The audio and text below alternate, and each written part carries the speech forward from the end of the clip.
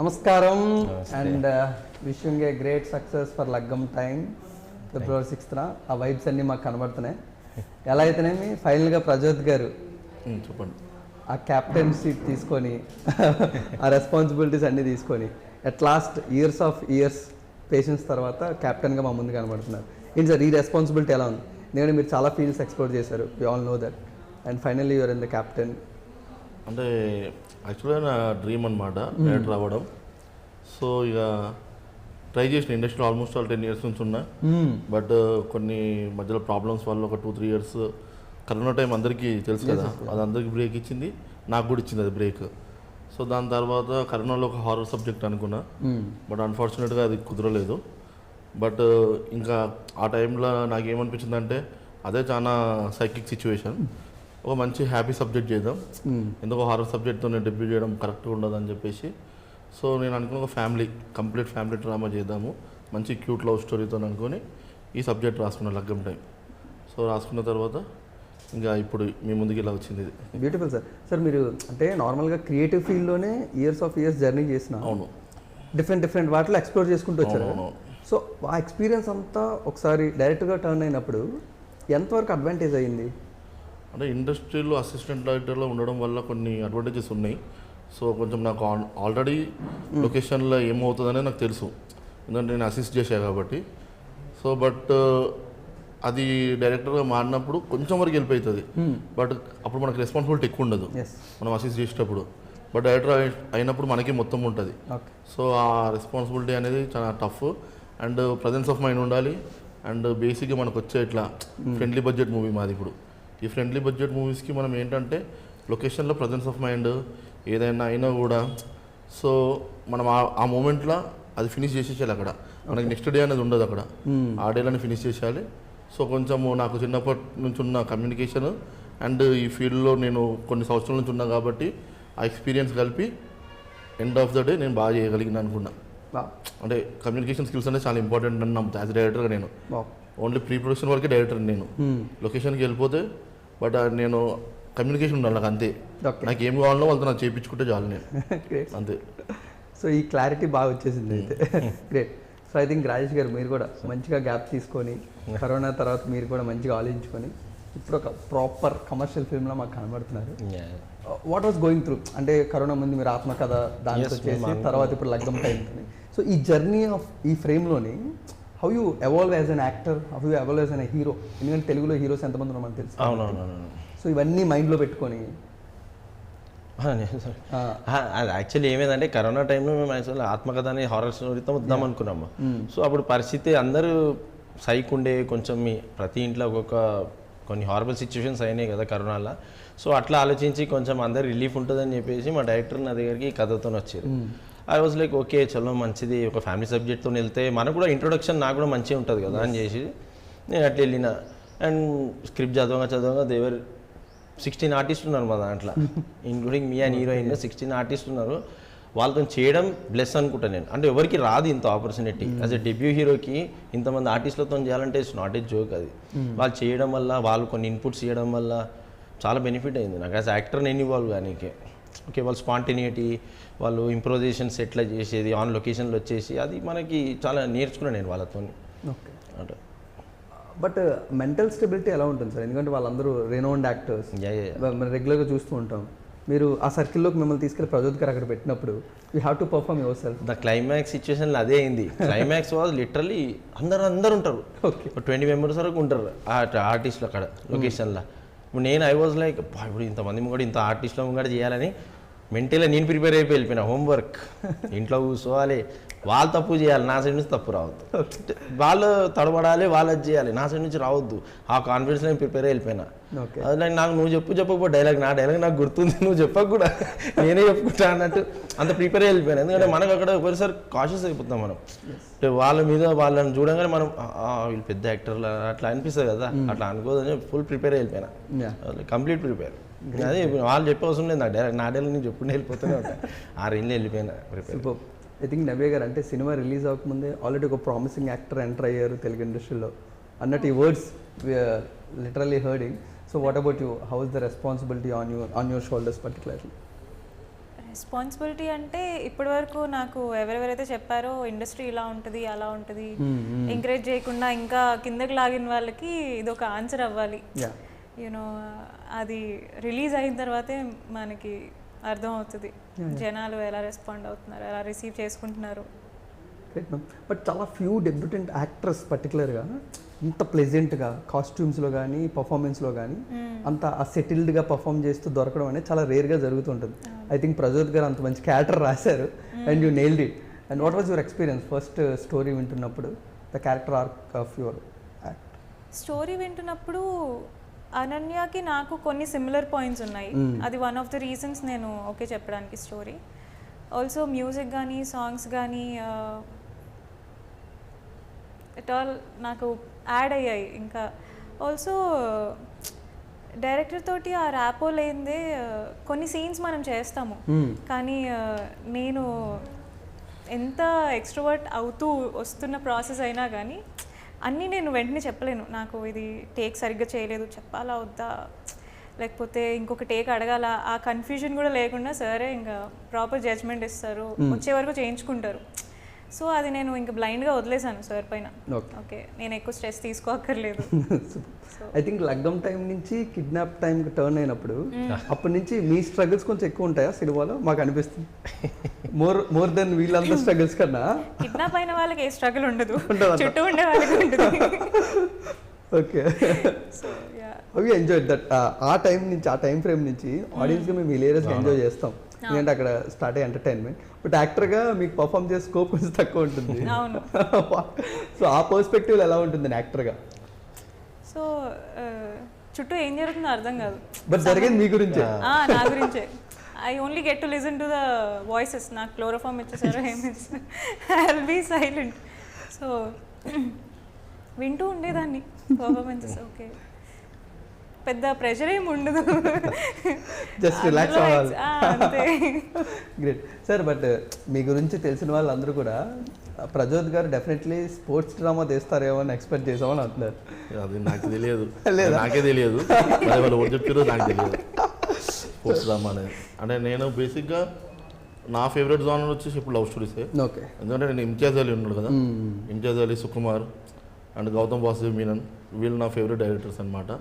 So నేను బేసిక్గా love story stick అయి ఉంటా, దాంట్లోనే కలుపుతా, స్పోర్ట్స్ కలుపుతా, దాంట్లోనే కలుపుతా, దయ్యాన్ని కలుపుతా, అన్ని దాంట్లోనే కలుపుతా. అంటే a big fan of sports అంటే కదా సార్ మీరు? మేము అది విన్నాము. స్పోర్ట్స్ నేను చూస్తా, నాకు క్రికెట్ అంటే సినిమా కూడా క్రికెట్ ఇష్టం. ఓకే, క్రికెట్ అంటే అన్ని స్పోర్ట్స్ కాదు, క్రికెట్ మిగతా జస్ట్ ఫాలో అవుతాను, న్యూస్ అంతే. ఇక అంతకుమించి ఎక్కువ న్యూసే, అది మన స్టార్ట్సే నేను చూసా. నాకు 25లో వచ్చింది రికాప్లా మోస్ట్ వాచ్డ్ యూట్యూబ్ ఛానల్ అని చెప్తే మన స్టార్స్ వచ్చింది ఫస్ట్ నాకు. ఇప్పుడు 2026లో మోస్ట్ వాచ్డ్ మూవీ అంటే లగ్గం టైం రావాలి sir. But what inspires to right this project sir? ఎందుకంటే ఫ్యామిలీ మూవీసే చాలా తక్కువ వస్తున్నాయి. ఏం లేదు బ్రో, సింపుల్. నేను అనుకున్నది ఏంటంటే బేసిక్గా అందరు లవ్ చేస్తారు. సో లవ్ చేసినప్పుడు మనం ప్రేమించిన అమ్మాయికి చాలామంది పెళ్లి చేసుకోరు, ఇంకెవరో చేసుకుంటారు. మనకు ఆ న్యూస్ తెలుస్తుంది కదా, ఆ న్యూస్ తెలిసినప్పుడు ఆ పెళ్ళిని ఆపేయాలి, ఆ పెళ్ళికి పోయి ఏదైనా రప్చిక్ చేసేసి మొత్తం ఇక అమ్మాయిని లేపుకురావాలి, లేకపోతే పెళ్లి కొడుకుని అక్కడ ఏమైనా చేయాలి అని అనుకుంటాం మనం. బట్ ఇన్ రియాలిటీలో మనం చేయలేము అది. సో అంత లేదు కాబట్టి పోలీసులు కొడతారు కాబట్టి సినిమాటిక్గా దాన్ని కొంచెం నీట్గా చెప్పాలని ట్రై చేసిన నేను. దాన్నే అందరికీ ఫియరే బేసిక్గా, వాడు ప్రేమించిన అమ్మాయి పెళ్ళి అవుతుంది అంటే వాడు పడ్డ ఫియర్, అక్కడనే ఈ కథ నాకు వచ్చింది ఐడియా. సో అది బేసిక్, అంటే అందరి లైఫ్లో జరిగేదే, సింపుల్గా అయిపోతుంది. ఇప్పుడు మీరు డైరెక్టర్కి ఒక సీక్రెట్ చెప్పాలి సార్. హిమబిందు గారికి ఏం చెప్పి మీరు ఒక డైరెక్టర్గా అంత బడ్జెట్ తెచ్చుకొని అంత మంచి ప్యాడింగ్ ఆర్టిస్ట్ని తెచ్చుకుని వాళ్ళకి ఏం చెప్పారు, ప్రొడ్యూసర్ గారికి ఏం చెప్పారు? ఫస్ట్ వాళ్ళ బ్రదర్ని హీరోలా పెడతా అని చెప్పిన, అక్కడ సినిమా ఓకే అయిపోయింది. తర్వాత ఇక షూటింగ్ స్టార్ట్ అయిన తర్వాత ఇక ఒక షెడ్యూల్ వేసిన తర్వాత దాన్ని ఎడిట్ చేసుకొని చూసిన తర్వాత మనం తీసే విధానము అండ్ సాంగ్స్ ఎట్లా వస్తున్నాయి వాళ్ళు అండ్ వీళ్ళ పర్ఫార్మెన్సెస్ అవి చూసి స్లోగా గ్రాడ్యువల్గా మాకు ముందు ఇంత ప్యాడింగ్ మేము అనుకోలేదు. సో ఇప్పుడు ఇండస్ట్రీ చాలా టఫ్ సిచ్యువేషన్లో ఉంది కదా, ప్యాడింగ్ కొంతమంది ప్యాడింగ్ పెట్టమంటారు, కొంతమంది ప్యాడింగ్ వద్దంటారు, ఒక డైలమాలు ఉండే. సో వద్దన్న దానికన్నా కూడా పెట్టి వెళ్తే బెటర్ ఏమో అని చెప్పేసి సో కొంచెం ప్యాడింగ్ పెట్టుకొని ఇంతమంది ఆర్టిస్టులు పెట్టి ఫస్ట్ వీళ్ళ బంచ్ తీసినాం మేము. ఈ బంచ్ వీళ్ళు చాలా బాగా చేశారు అండ్ మూవీలో వీళ్ళది వీళ్ళ లవ్ స్టోరీ చాలా హైలైట్ అవుతుంది, నేను చెప్పగలుగుతాను 100%. అది అయిన తర్వాత దీన్ని ఇంకొంచెం బెటర్మెంట్ చేద్దామని చెప్పేసి ఇక ప్రొడ్యూసర్ గారికి చెప్తే ఇక ప్రొడ్యూసర్ గారు అవును కరెక్టే అని చెప్పి అప్పుడు బడ్జెట్ ఇష్యూ చేసి కొంచెం పెంచారు బడ్జెట్. ఓకే. అప్పటికి కూడా మేము ఫ్రెండ్లీ బడ్జెట్ అని ఈ సినిమా చేసినాం. What about actors sir? అంత బ్యూటిఫుల్ యాక్టర్స్ ఉన్నారు. హీరోతోనైతే నాకు ఎప్పటి నుంచో ఉంది, ఇంకా తనే హీరో నాకు తెలుసు, సో అక్కడ నో చేంజ్. బట్ హీరోయిన్ కోసం నేను ఆల్మోస్ట్ ఆల్ ఒక ఆఫీస్ ఓపెన్ చేసి 6 months దాకా నేను చూసిన ప్రొఫైల్స్. అంటే నాకు కొన్ని ఉండే అనమాట, తెలుగు అమ్మాయి కావాలి ఫస్ట్ ఆఫ్ ఆల్ నాకు. ఎందుకంటే మనం చేసే తక్కువ నెంబర్ ఆఫ్ డేస్, మేము 35 daysలో మూవీని ఫినిష్ చేసినాం మేము. సో మాకు ఏంటంటే తెలుగు వచ్చిన అమ్మాయి అయితే లొకేషన్లో డైలాగ్స్ స్పాట్లో చెప్పేస్తుంది అమ్మాయి. మాకు హాజీ క్యాజీ క్యాబేజీ ఇట్లాంటి ప్రాబ్లమ్స్ ఉండవు కదా మాకు. సో అందుకే తెలుగు అమ్మాయిని పెట్టినాం మేము. సో అదొకటి. అండ్ తెలుగు అమ్మాయి ఉండాలి, the gold next door image ఉండాలి, మళ్ళా కొంచెం బోల్డ్గా ఉండొద్దు ఆ అమ్మాయి అని చెప్పేసి వెతకంగా చూసినాము. లాస్ట్కి మా అసిస్టెంట్ డైరెక్టర్ దగ్గర నవ్యాది ఉండే ఫోటో. మా అసిస్టెంట్ డైరెక్టర్ నేను ఒకరోజు షూటింగ్ ఆపేసిన. యాక్చువల్ హీరోతో ఒక సీక్వెన్స్ తీయాలి, తీసేటప్పుడు నాకు హీరో ఒక అమ్మాయిని ప్రేమిస్తున్నాడు. ఆ షార్ట్ తీయాలంటే అసలు అమ్మాయి ఎలా ఉంటుందో నాకు కూడా తెలియదు. ఇంకా నేను అమ్మాయిని తీసుకోలేదు హీరోయిన్ని. వీడు అమ్మాయిని ఊహించుకునేమని చెప్పాలి, అరే ఈ క్యారెక్టర్ ఎరికెళ్ళి చెప్తాడు, నేను ఎరికెళ్ళి తీస్తా అని చెప్పేసి ఆ రోజు షూటింగ్ క్యాన్సిల్ చేసిన. అప్పుడు మా అసిస్టెంట్ డైరెక్టర్ వచ్చేసి అన్న నా దగ్గర ఒక 1 week నుంచి కొన్ని ఫొటోస్ ఉన్నాయి, నీకు చూపిస్తాను అంటే, మరి ఎందుకు చూపే 1 week నుంచి అంటే, ఏమో నేను మర్చిపోయాను అంటే అప్పుడు చూపించి నవ్యాని మీ దగ్గర బ్యూటిఫుల్ కామెడీ టైమింగ్ ఉంది, అది చూపించింది వాడు. ఐ థింక్ అది స్క్రీన్ మీద బాగా రిసెంబుల్ అయ్యేటట్టు ఉంది. సో అప్పుడు చూపిస్తే నేను అన్న ఇది ఒక వారం ముందు చూపిస్తే ఇలా షూట్ ఉంటుండే, చలో ఏం కాదని చెప్పి నవ్యాన్ని పిలిచిన. అంటే ఇండస్ట్రీలో కూడా కొంతమంది మనం ఆడిషన్ రమ్మంటే రైట్గా రారు వాళ్ళు. అంటే లైక్ నేను చాలామంది శారీ కట్టుకుని రమ్మన్నా, నా క్యారెక్టర్కి అది కావాలి ఇంపార్టెంట్. కొంతమంది శారీ కట్టుకుని రమ్మన్నా కూడా అన్కంఫర్టబుల్ అంటారు. బట్ నవ్యకి నేను ఏదో చెప్పినానో శారీ కట్టుకుని వచ్చింది. సో నేను నరేషన్ ఇచ్చినప్పుడు తను ఎక్స్ప్రెషన్స్ నేను చూసిన. సో నాకు అర్థమైపోయింది హీరోయిన్ ఫిక్స్, ఇంకా వీళ్ళతో నేను షెడ్యూల్ వెళ్ళిపోవచ్చు. ఇక దాని తర్వాత మిగతా ఆర్టిస్టులు అంటే ఇక క్యారెక్టర్ ఆర్టిస్ట్ ఎవరిని పెట్టినా కూడా మనకి పెద్ద ఇంపాక్ట్ ఏముండదు బ్రో. మెయిన్ సోల్ వీలు కదా, సోల్ని క్యాచ్ చేయడానికి నాకు టైం పట్టింది. సో వీళ్ళిద్దరు ఫిక్స్ అయ్యేదాకా మాత్రము షూట్ క్యాన్సిల్ చేసుకుంటూ వచ్చిన. ఫిక్స్ అయిన తర్వాత మాత్రం నాకు అర్థమైపోయింది ఇక వీళ్ళు లవ్ స్టోరీ వర్కౌట్ కావాలి. ఓకే. ఇంకా ఇతను వచ్చిన తర్వాత వాళ్ళిద్దరి పేరు చాలా బాగుంటుంది అని మీరు చూస్తారు కదా, సాంగ్స్ కానీ అలా బాగా వచ్చింది వాళ్ళిద్దరిది. రవి గారు మీ సర్కిల్లో ఎక్కడైనా ఎలాంటిది ఒక ఇంట్రెస్టింగ్ డ్రామా చూసారా? మ్యారేజ్ డ్రామా నా సర్కిల్లో హ్యావ్ యు హర్డ్ అంటే అవుతూ ఉంటాయి, లేచిపోయి చేసుకోవడాలు, ఇంకా ఎలా అయినా తెగించి చేసుకోవడాలు అన్నీ చూస్తూ ఉంటాము. రియల్ లైఫ్లో ఇంకొంచెం యాడ్ ఆన్ చేసి ఆ ట్విస్ట్లు అవి చేసి సస్పెన్స్ ఒకటి మెయింటైన్ చేసి కొంచెం కామెడీ యాడ్ అయ్యి అన్నీ ఉంటే ఏముంటుంది అదే లాగా ఉంటాయి. So but what is your personal homework for Ananias character? ఎంత డైరెక్టర్ మీకు ఇన్పుట్ చేసినా ఇలా ఉంటుంది అంటే యాక్టర్గా మన ఎక్స్ట్రా 1% మనం యాడ్ చేయాలి కదా. సో ఆ మ్యాజిక్ అనేది మీరు ఎలా క్రియేట్ చేసుకున్నారు ఇండివిజువల్గా? అంటే అది రైటింగ్లో ఉంటుంది. మనం ఎంత చేయాలనుకున్నా అక్కడ రాయందే మనకి స్కోప్ ఉండదు, ఎంత చేంజ్ చేయలేం. I think it's already sir మైండ్లో అది ఉంది కాబట్టి నాకు ఇలానే కావాలి ఆ అమ్మాయి, అది నేను బ్లైండ్గా ఫాలో చేసుకుంటూ ఆయన ఎక్స్పెక్టేషన్స్ రీచ్ అవ్వడానికి ట్రై చేశాను maximum. And I hope I succeeded. But what are you expecting on February 6th after from Telugu industry particularly? Telugu అమ్మాయిలు కూడా ఇంకా బాగా ఎంకరేజ్ చేస్తారు. మన తెలుగు సినిమా ఇష్టపడి ప్రతి ఒక్కళ్ళు ఈ సినిమాని ఎంకరేజ్ చేస్తారు. ఇలా కష్టపడి పైకి వచ్చే స్ట్రగుల్ చేస్తూ ఇలా సినిమాలు తీసే వాళ్ళని ఎంకరేజ్ చేస్తారని అయితే కోరుకుంటున్నాను. Great great. I think Rajesh గారు మీ మీద చాలా రెస్పాన్సిబిలిటీ ఉందా? అటు సైడ్ ఏ సైడ్ నుంచి తీసుకున్న రెస్పాన్సిబిలిటీ ఒక డైరెక్షన్ వదిలేసి అప్పుడప్పుడు అనిపిస్తుంది ఈ సినిమా చేసినాక యాక్టరే బెస్ట్ అన్నిటికన్నా. డైరెక్టర్కి ఉన్నంత ప్రెషర్ ఎవరికి ఉండదు. రాసి పెట్టుకోండి మీరు 24 క్రాఫ్ట్స్ అది చేసే లోపల మన బాడీలో బ్లడ్ వెళ్ళిపోతుంది. నిజం చెప్తున్నా.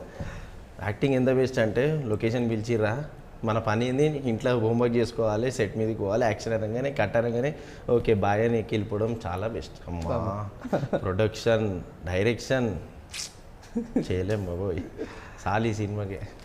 బట్ 2021 నుంచి ఇప్పటి నుంచి మీ కాస్ట్యూమ్స్లో కానీ మీ అవుట్లుక్లోని ప్రతిది కూడా చాలా మేజర్ చేంజెస్ కనబడ్డాయి. పర్సనల్గా దాని మీద వర్క్ ఆన్ చేసుకున్నారా? అవుటర్ లుక్లో కానీ కాస్ట్యూమ్స్లో కానీ? ఎందుకంటే నేను చాలా, ఎందుకంటే నేను కోవిడ్ టైంలో ఐ వాజ్ కొంచెం హెఫ్టీ ఉండే. ఇప్పుడు ఏదో జిమ్స్ లేవు ఏం లేవు కదా, అన్నీ బంద్ ఉండే. సో అప్పుడు కొంచెం హెఫ్టీ అయిపోయినా నేను ఇంట్లో కూర్చొని. సో తర్వాత మన డైరెక్టర్ వేద్దాం షెడ్యూల్ అనే వరకు దానికన్నా ఒక 3 months బిఫోర్ నేను కంప్లీట్ 96 I was అప్పుడు 75 కట్ ఆఫ్ అయిపోయినా ఈ సినిమా కోసం. లిటరలీ జిమ్ చేసి వర్కౌట్ చేసి లుక్ తెచ్చేవారు అంటే డైరెక్టర్ ఏదైతే అనుకున్నా ఆ లుక్ తెచ్చేవరకు 75 kgs అయిపోయినా నేను. పర్ఫెక్ట్గా ఉంది ఎంప్లాయీ లుక్ అది కూడా. అందుకే బాగా వర్కౌట్ అవుద్ది ఆ లవ్ స్టోరీ అది రేపు చూస్తున్నప్పుడు. What was the biggest challenge as actor మీరు ఫేస్ చేసిన లగ్గం టైం జర్నీ మొత్తం? వాళ్ళ కష్టాలు చెప్పారు కదా, యాక్టర్గా మీకు ఏదో చెప్పండి. ఏముంటుంది ఏం లేదండి, మనమే ఇప్పుడు మన డైరెక్టర్ ఒక పని ఇచ్చిండు మనకి, యువర్ సూర్య అన్నాడు, సూర్య లెక్కనే యాక్టింగ్ చేయమన్నాడు. ఆ జేనీకి నేను చాలా కష్టపడాల్సి వస్తుంది. ఇప్పుడు రాజేష్ అంటే నేను ఇప్పుడు వచ్చేసిన ఇంటర్వ్యూ రాజేష్ లెక్క ఇస్తున్నా, సూర్య లెక్క ఇస్తలేను నేను. ఇప్పుడు ఇదే సూర్య లెక్క ఇవ్వమంటే మళ్ళీ నేను ప్రిపేర్ అయ్యి రావాలి. సూర్య లెక్క మాట్లాడడం, కొంచెం ఎంప్లాయీ లాగా మాట్లాడడం, అది ఒక టాస్క్ ఉంటుంది. అది ఇచ్చిన దాంట్లో నేను చేసిన మ్యాక్సిమం ఎక్కువ అతి చేయకుండా, ఎక్కువ మరీ చేయకుండా సెటిల్ క్యారెక్టర్ చేయమన్నారు, అది చేసిన నేను. But who inspired as become an actor? మా ఫాదర్, మా సిస్టర్, ఇద్దరే. సినిమాస్ ప్రభావం ఏమైనా ఉందండి మీ మీద? చాలా అంటే చిన్నప్పటి నుంచి మా డాడీ చిరంజీవి, అమితాబ్ బచ్చన్ చాలా పిచ్చాడు. మరి ఇద్దరికి పిచ్చాడు ఆయన. అది చూపించి మాకు అదే అలవాటు అయిపోయింది. ఇప్పుడు సినిమా వస్తే ఫస్ట్ డే నేను మా డాడీ పోతుండే, మా మమ్మీ మా అక్క ఊరు రాకపోతుండే. మా డాడీ సీదా బండి తీసుకుని మేము ఇద్దరం వెళ్ళిపోతుండే, సినిమా చూసుకొని వస్తుండే. రేపటి నుంచి రాజేష్ పిక్చర్ అయిపోతారు మీ ఫాదర్ ఆన్ February 6 నుంచి. తెలియదు, అయిన డ్రీమ్ అది actually. It's he's dream to become, నేను హీరో కావాలని చెప్పి. హీరోగా ఏంటి సార్ అంటే ఏది ఎక్కువగా మీరు బాగా పుల్ ఆఫ్ చేయగలరు? యాక్షన్, రొమాన్స్, కమర్షియల్ కంటెంట్స్ ఏదైనా పుల్ ఆఫ్ చేయగలుగుతాను. అంటే ఫైట్స్ అంటే ఐ కెన్ మేనేజ్ కాదు, I can do good. Fights అయినా, లవ్ స్టోరీ అయినా, ఓ కమర్షియల్ కంటెంట్ని తీసుకుపోవచ్చు అని నేను నమ్ముతాను. అంటే ఈ సినిమా కూడా కమర్షియల్ మూవీ మీకు యాక్చువల్లీ. సినిమా చూస్తే మంచిగా అన్నీ ఉంటాయి సినిమాలో, మీకు ఫుల్ మీల్స్ ఉంటాయి సినిమాలో. ఇది పుల్ చేసిన అంటే I can pull another project like this అని కూడా నేను అంట. బడ్జెట్ మాత్రం బాగా ఇచ్చినట్టుంది, క్వాలిటీ బాగా కనబడుతుంది ఫ్రేమ్ టు ఫ్రేమ్ చూస్తుంటే. లేదు, అదొక్కటి మా డైరెక్టర్ ఒక్కటే రిక్వెస్ట్ ఏం చేసిందంటే, నేను క్వాలిటీలో తగ్గాను. ఫస్ట్ అన్న పాయింట్ ఏంటంటే క్వాలిటీలో తగ్గాను నేను. నాకు మంచి కెమెరా కావాలి, ఐ నీడ్ మంచి డిఓపి. అండ్ డిఓపి అంటే బేసికలీ మా ఫ్రెండే, నాకు డైరెక్టర్, మేమంతా. సో అట్లా ఆయన ఒకటేమన్నాడు, క్వాలిటీలో నేను తగ్గాను అన్నాడు. ఓకే, మీ అన్నప్పుడు ఏమన్నా మంచి క్వాలిటీ చేయడమే కదా మనకి ఫిలిం మేకింగ్ ఈజ్ అని. ఓకే అన్న. ఓకే, నవే ma'am, who's your inspiration particular to become an actress? Inspiration అంటే మూవీస్ చూస్తూ, ఇంకా అలా కొన్ని మూవీస్ చూస్తే నాకు ఇందులో లాగా డాన్సర్ అయిపోవాలనిపిస్తుంది, కొన్ని చూస్తే సింగర్ అయిపోవాలనిపిస్తుంది. బట్ ఓవరాల్గా మనం ఓకే నేను చేయగలిగేది ఏమన్నా ఉందా అంటే యాక్టింగ్. ఆల్సో ఏది పడితే అది చేయడము, క్యారెక్టర్స్ చేస్తే మళ్ళీ అవే వస్తాయి ఆ ఫియర్. యూట్యూబ్ నుంచి వస్తే కొంతమంది క్వశ్చన్ చేస్తారు, ఇప్పుడు మీ వీడియోస్ ఫ్రీగా ఇట్లా ఎవరైనా చూడొచ్చు యూట్యూబ్లో, ఇప్పుడు నీ పైన ఎందుకు ఇంత ఇన్వెస్ట్ చేయాలి యాజ్ అ ప్రొడ్యూసర్ నేను హీరోయిన్గా తీసుకోవడానికి? ఇలాంటివి చాలా ఫేస్ చేసి వచ్చాను. కొంచెం అంత స్ట్రాంగ్గా యాక్టర్ అవ్వాలనేది నాకు లేకపోయినా నా జర్నీలో కొన్ని చూసిన తర్వాత లేదు ఇప్పుడు నిజంగా అవ్వాలి, నేను చేసి చూపించాలి, ప్రూవ్ చేయాలి అనే ఒక చిన్న ఫైర్ స్టార్ట్ అయ్యి అలా చుట్టుపక్కల ఉన్న వాళ్ళకి ఆన్సర్ ఇవ్వడానికి ఇదంతా అంతే. What are your plannings for future? For future నేను అనుకున్న గోల్ రీచ్ అయితే fine, or else I don't know. ఎప్పుడు ప్లాన్ బి అనేది ఉండాలి. ఒక్కదాన్నే మరీ ఇట్లా నమ్ముకొని ఉన్నా ఐ డోంట్ నో ఎంతవరకు సస్టైన్ అవుతామో అనేది. ఇప్పుడు ఇంకొక ప్రాజెక్ట్ చేస్తున్నాను, అలా ఇది రిలీజ్ అయిన తర్వాత ఐ డోంట్ నో దీన్ని చూసి ఇంకేమైనా మంచి రోల్స్ వచ్చి హోప్ఫుల్లీ ఇందులోనే ఎదిగితే I would love to stay in industry ఇలా. గ్రేట్. ప్రదీప్ సార్, మీ ఇన్స్పిరేషన్ ఏంటి సార్ ఈ లగ్గం టైంకి? మీరు ఎక్కడ చూసారో అలాంటి స్టోరీ కానీ మీ ఫ్రెండ్స్ కానీ? తెలుగు కమర్షియల్ మూవీ అంతే. ఓకే, సత్యం థియేటర్, అమీర్పేట సత్యం థియేటర్ నా ఇన్స్పిరేషన్. అక్కడ నేను చూసిన సినిమాలన్నీ డ్రామా ఉంటుంది, చిన్న రొమాన్స్ ఉంటుంది, లవ్ స్టోరీ ఉంటుంది, యాక్షన్ ఉంటుంది. నేను అనుకున్నా పక్కా కమర్షియల్ సినిమా తీయాలి, చిన్న హీరో పెద్ద హీరో అని లేదు బ్రో. ఇప్పుడు కొంతమంది అంటారు అంటే లైక్ ఇండస్ట్రీలో ఇప్పుడు నవ్య చెప్పినట్టు యూట్యూబ్ని హీరోని ఎట్లా అన్నదో యాస్టీస్గా ఇండస్ట్రీలో కూడా కొన్ని సినిమాలకు ప్రాబ్లం ఏమవుతుందంటే ఈ సినిమా ఓటీటీ సినిమా అంటున్నారు, ఈ సినిమా థియేటర్ సినిమా అంటున్నారు. ఓకే, ఆఫ్టర్ కరోనా మీకు తెలుసు situations. So OTT cinema theatre cinema అనేది అసలు లేదు. ఈ కరోనా తర్వాత ఇది క్రియేట్ అయింది. ఇలా అనుకుంటే ఫస్ట్ ఆఫ్ ఆల్ నాకు తరుణ్ భాస్కర్ ఇన్స్పిరేషన్. ఎందుకంటే పెళ్లి చూపులు తీసింది కాబట్టి. వాళ్ళ తరుణ్ భాస్కర్ ఇప్పుడు ఆయన సినిమా తీసుంటే దాని ఓటీటీ సినిమా అంటారు పెళ్లి చూపుల్ని. అవును కరెక్టే. కేర్ ఆఫ్ కంచరపాలెం కూడా ఓటీటీ సినిమా అంటారు. అవును. అదే అయిపోయింది ఇప్పుడు బేసిక్గా. అంటే ఇక్కడ ఓటీటీ సినిమా అనేది లేదు, థియేటర్ సినిమా అనేది ఉంది. సో నేను థియేటర్ కోసం చేస్తున్నా కాబట్టి కమర్షియల్ సినిమా చేయాలి. ఓటీటీ కోసం చేస్తే నేను ఇవన్నీ పెట్టా, ఇంత అవసరం లేదు ఓటీటీకి. సో అది సత్యం థియేటర్లో నేను నేర్చుకుంది. సో థియేటర్ నాకు సత్యం థియేటర్, ఆ థియేటర్లో చూడాలంటే మినిమం వానికి అన్నీ కావాలి. వానికి ఫైట్స్ కావాలి, రొమాన్స్ కావాలి, డ్యాన్స్ కావాలి, సాంగ్స్ కావాలి, అన్నీ కావాలని చెప్పేసి సో పక్కా కమర్షియల్ తీద్దాం, మన తెలుగు సినిమా తీద్దాం అని చెప్పేసి తెలుగు సినిమా తీసిన. ఇక దానికి ఇంకా అంటిస్తారు అనమాట tag lines, OTT cinema, theatre cinema అని చెప్పి. సో అది కొంచెం కంటెంట్ మారాలి. స్పీక్స్, కంటెంట్ మాట్లాడితే అది డెఫినెట్లీ ఎక్కడికి వెళ్ళాలి. ఇవాళ రేపు కంటెంటే కింగ్. అది great sir. Then what are your future plans? ఏం రాస్తున్నారు? ఉన్నాయి బ్రో, కొన్ని ఐడియాస్ ఉన్నాయి, కానీ one step at a time అంటే అంతే. ఇప్పుడు నా థాట్స్ అన్ని లగ్గం టైం మీద ఉంది.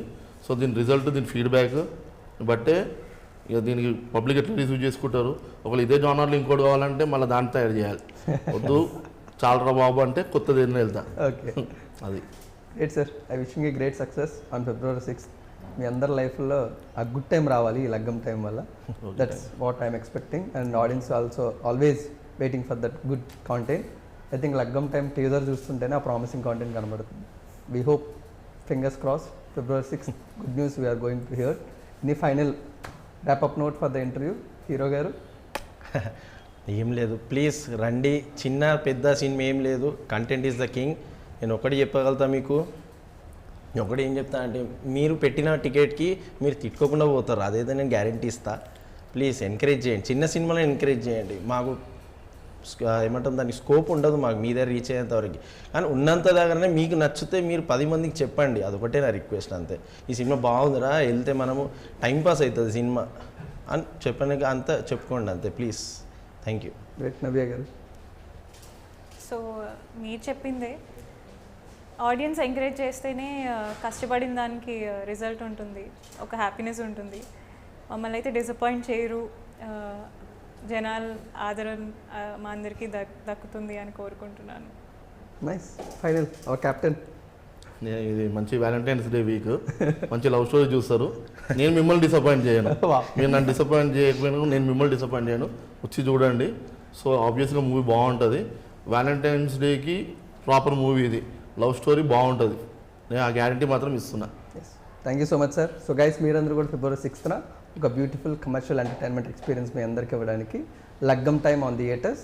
సో మీ ఫ్యామిలీ అండ్ ఫ్రెండ్స్తో థియేటర్లోని సినిమాని చూసి ఎంజాయ్ చేయండి. Thank you so much.